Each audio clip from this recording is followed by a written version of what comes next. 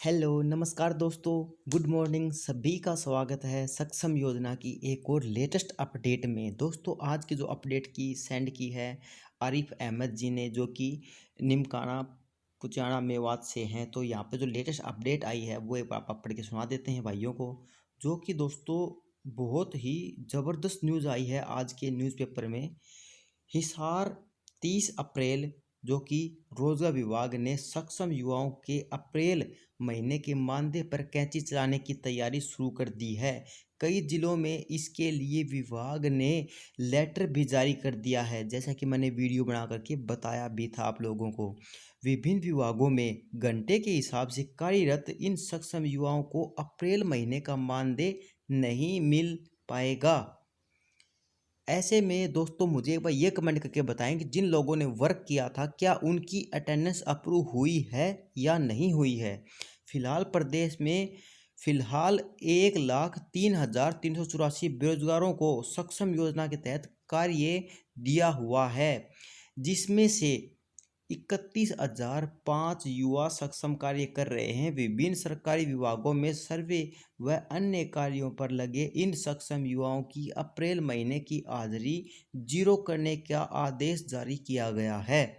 दोस्तों जो कि मैंने आप लोगों को वीडियो बना करके एक एक डिटेल में बता दी थी कि ये नोटिस आया है, अपने महीने की जीरो अटेंडेंस के लिए बोला जा रहा है। तो जो अब आगे सेंड की है कि हाजिरी जीरो कर बेरोजगार युवा को 6,000 रुपये का मानदेय नहीं मिल पाएगा, जिससे प्रदेश सरकार के करीबन 19 करोड़ रुपए की बचत होगी। इस बारे में रोजगार कार्यालय की तरफ से लेटर उन सभी विभागों में भेज दिया गया है जहां पर सक्षम योजना के तहत बेरोजगार युवा कार्य कर रहे हैं। भेजे गए लेटर के अनुसार अप्रैल महीने में लॉकडाउन के चलते सक्षम युवाओं को कोई काम नहीं किया गया है। इस इस वजह से उनकी हाजिरी न लगाई जाए। विभाग के अंतर्गत कार्यरत सक्षम युवाओं की हाजिरी जीरो कर दी जाए। पूरे मामले में बेरोजगार विभाग के पूरे मामले पर बेरोजगार विभाग के अनुसार काम नहीं कर रहे की वजह से जीरो हाजिरी लगाई गई है। अगर आप इनकी हाजिरी न भेजी जाए तो सक्षम युवा सस्पेंड हो सकते हैं। दोस्तों ये एक रियल बात है, कड़वी सच्चाई है। कई बार जब स्टार्टिंग में बच्चों को काम मिलता है और उस टाइम पे उनको कुछ ना कुछ कार्य करना होता है, अटेंडेंस उनकी लगनी होती है। उस टाइम पे अगर वो उनकी अटेंडेंस अप्रूव नहीं होती या फिर वो खुद कैंडिडेट काम नहीं करते तो उस केस में कैंडिडेट को सस्पेंड किया जा सकता है, जैसा कि न्यूज़पेपर में भी बोला गया है। जिसके कारण इन बेरोजगारों का भत्ता रुक सकता है। सस्पेंड होने के बाद भत्ता भी रुक सकता है, ये तो कोई बड़ी बात नहीं है। लेकिन यहाँ पर जो प्रदेश में 2 लाख से ज़्यादा बेरोजगार हैं सक्षम योजना के तहत रजिस्टर्ड। यहाँ पर अगर मैं आपको दिखाऊं, सक्षम योजना के तहत काम करने वाले युवाओं के महीने में 100 घंटे काम दिया जाता है। इसके बदले सक्षम को 6,000 रुपये का मानदेय दिया जाता है। पूरे प्रदेश में इस योजना में 12वीं मतलब ग्रेजुएशन पोस्ट ग्रेजुएशन डिग्री धारक जो भी हैं 2,29,30,000 मान लो बेरोजगार युवा रजिस्टर्ड हैं। इसमें से 1,03,384 बेरोजगारों को विभिन्न विभागों में कार्य की काम जारी किया हुआ है या जो विभिन्न विभागों में काम जारी की या हुआ है काम जारी किया हुआ है अच्छा की या हुआ है। और 31,000 युवा फिलहाल काम कर रहे हैं। जब काम नहीं होता तो 12वीं पास बेरोजगार युवा को 1,000 प्रति महीना स्नात 12वीं यहाँ पर गलत तो नहीं बोल दिया है। 12वीं पास बेरोजगार युवा को 1,000 प्रति महीना नहीं भाई, 900 रुपये होता है 12वीं पास को। यहाँ पर मिस प्रिंटिंग हो गई होगी। स्नातक को 15 रुपये प्रति महीना। इसमें से ज़्यादा यही तो छाटनी होती है जो अपने को न्यूज़ पता होता है। बाकी जो सक्षम होते हैं कोई और वीडियो बनाएगा वो तो इसको एज इट इज पढ़ देगा। लेकिन यहाँ पर अपने को तो पता है कि 12वीं वालों को कितना भत्ता मिलता है। यहाँ पर बोला गया कि 1,000 तो नहीं मिलता, तो ये लाइन गलत लिखी हुई है यहाँ पर। तो स्नातक को जो 1,500 रुपये और इसमें से ज़्यादा पढ़ाई करने वाले बेरोजगार व अन्य 3,000 रुपये हाँ भत्ता दिया जाता है। पोस्ट ग्रेजुएशन को 3,000 रुपये भत्ता दिया जाता है।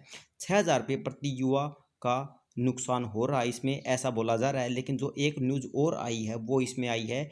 मुझे इस बारे में जानकारी नहीं है। इस बारे में विभाग से जानकारी ली जाएगी कि किस प्रकार, किस आधार पर बेरोजगारों का मानदेय रोकने की तैयारी चल रही है।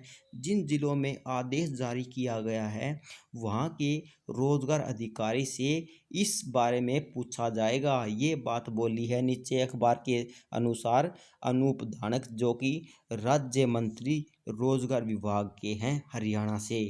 तो यहाँ पर ये जो न्यूज़ आई है, मैंने पूरी आपको पढ़कर सुना दी है कि ये जो विभाग के राज्य मंत्री अनूप धानक को जानकारी ही नहीं है, ऐसा बोला गया है। और सक्षम को यहाँ पर असक्षम दिखाया गया है।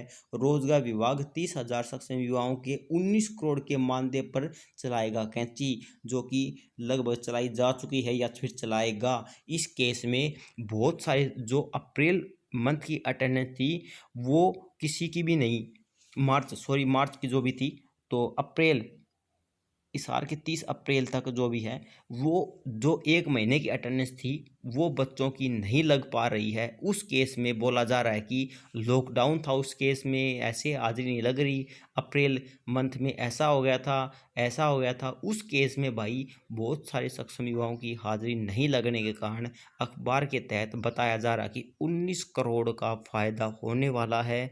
एक एक सक्षम की जेब से अगर 6,000 रुपये निकाले जाएँ तो ये टोटल आंकड़े 19,000 के अखबार के ज़रिए बताए जा रहे हैं। हमने तो अभी तक काउंट किए नहीं हैं। तो 19,000 एक बहुत बड़ी रकम हो जाती है। उस केस में तो भाई सक्षम युवा, बहुत सारे सक्षम युवाओं ने, मुझे पता भी है कि काम किया हुआ था, किसी को मंडी में काम मिला हुआ था, किसी को कहाँ पर काम मिला हुआ था। अगर उनकी आदत नहीं लगती है तो यहाँ पर ये तो एक कहीं ना कहीं गलत बात होती है, क्योंकि अगर सक्षम को टोटली तो 6,000 रुपये मिलते हैं और वो घर से अपना किराया भाड़ा लगा करके इतनी दूर जाता है, दिल्ली के मतलब 20-25 दिन तो जाना पड़ ही जाता है उसको।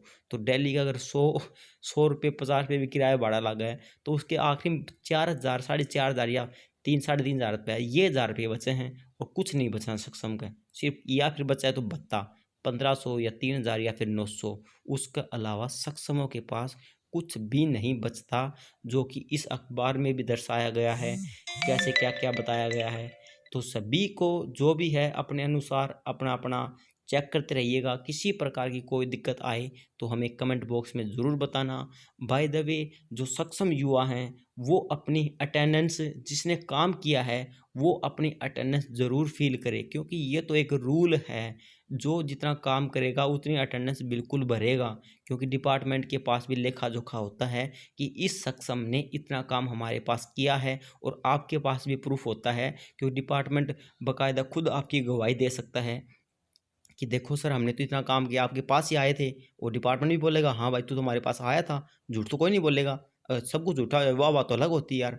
लेकिन जितना आपने काम किया है, जितना आपके डिपार्टमेंट ने आपसे काम करवाया है, उतनी अटेंडेंस आप निसंकोच होकर के लगा सकते हैं पोर्टल पर, और उतनी अटेंडेंस आपकी वेरीफाई भी की जानी चाहिए एज ए रूल। बाकी अगर सभी की ऐसे जीरो की जाएंगी तो उस केस में आप सरकार से ऊपर तो आप हो नहीं सकते। लेकिन जो भी कार्य कर रहे हैं वो अपनी अटेंडेंस टाइम पे लगाते रहें, टाइम पे वेरीफाई होती रहेगी, तभी टाइम पे जाकर सैलरी आएगी। अदरवाइज टाइम पे सैलरी नहीं आएगी। बहुत सारे सक्षम युवा अभी तक वेट कर रहे हैं कि उनकी 3-3, 4-4 मंथ की सैलरी नहीं आई है। तो उस केस में भाई सैलरी आने का मेन मोटिव यही होता है कि आपकी टाइम पे अटेंडेंस लगती नहीं, फिर टाइम पे वेरीफाई नहीं होती, फिर अपलोड नहीं होती। उस केस में आपकी सैलरी जो है 1 महीने से लेकर 2-3 महीने तक लेट हो जाती है। अगर सब कुछ आपका टाइम पे होता है, जैसे कि आज 1 तारीख होगी, अब आज सीएट लिस्ट जनरेट होगी और सबका भत्ता अपलोड होगा, जिसकी सैलरी पिछले महीने की थी, अप्रैल मार्च जो भी सारी सैलरी अपलोड होगी, अपलोड होने के तुरंत बाद 10 तारीख तक सैलरी आ जानी चाहिए। 10 तारीख तक, 10 तारीख बहुत होते हैं बिल बनाने के लिए। आज बना लो, कल बना लो, परसों बना लो, 10 दिन हो गए पूरे, दिन 10 दिन हो गए पूरे। तो आराम से सभी डिपार्टमेंट वाले बिल बना करके लगा सकते हैं, सभी की सैलरी डाल सकते हैं। लेकिन कोई नहीं, 15 तक आ जाए तो भी हमारी तो कोई दिक्कत वाली बात नहीं है, आ जाती है, कोई दिक्कत वाली बात नहीं है। लेकिन कार्य तो टाइम टू टाइम होना चाहिए। लेकिन कई बार 2-2 मंथ में आ जाती है, कई 3-3 मंथ की बच्चों की रुक जाती है। कई बार जो नए सक्षम होते हैं उनकी स्टार्टिंग से लेकर स्टार्टिंग में 3 महीने में आती है। उस केस में देखा जाता है कि सक्षम कौन कितना कैसे कार्य कर रहा है, उस हिसाब से आपके पास जो है सारी सैलरी अपलोड की जाती है। अपलोड करने के बाद आपके बैंक अकाउंट में ट्रांसफ़र की जाती है। तो आपकी सारी सैलरी आ जाएगी। अपलोड होने के बाद आप तो टेंशन मत लेना, और जो पीछे बची हुई पेंडिंग थी, इस मंथ में आपकी सैलरी के बिल बनाए जाएंगे, उसके बाद आपके सक्षमों के अकाउंट में सैलरी ट्रांसफ़र कर दी जाएगी। आशा करता हूँ इस वीडियो में मैंने आप लोगों को सारी जानकारी दे दी होगी, क्योंकि एक वीडियो में मैक्सिमम जानकारी दे दी है मैंने। जो सक्षमों को वर्क लेटर से लेकर के सब कुछ, सेंट लिस्ट जनरेट होने के भी जो चांस होते हैं वो 1 तारीख से ही होते हैं। तो अपनी अपनी जो है अपनी अटेंडेंस वगैरह चेक करते न रहना। कोई प्रॉब्लम आए तो हमें कमेंट बॉक्स करके ज़रूर बताना। फिलहाल के लिए वीडियो में इतना ही, हम मिलते हैं नेक्स्ट वीडियो में, तब तक के लिए बाय बाय दोस्तों।